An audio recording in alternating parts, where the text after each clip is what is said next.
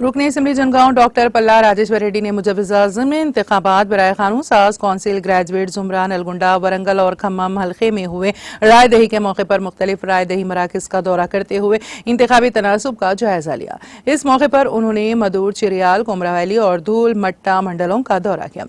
इस दौरे में मंडल परिषद सदर बी कृष्णा रेड्डी, टी कीर्तना किशन, सदर अंजुमन इमदाद बाहमी एन तृप्ति रेड्डी, मंदा यादगिरी, एम संतोष कुमार, मोहम्मद जिलानी, सिद्दीक, मोहम्मद शकील अहमद मदनी, सदर मसाजिद कमेटी मदूर, मोहम्मद फयाज, मोयुद्दीन, जय कुमार कमलाकर और दूसरे कायदीन भी मौजूद थे। बालिज़ा डॉक्टर पल्ला राजेश्वर रेड्डी रुकने असम्बली जनगांव ने बताया है कि मज़कूरा इंतखाबात में भारत राष्ट्र समिति के उम्मीदवार ए राकेश रेड्डी की भारी अक्सरियत से कामयाबी यकीनी है।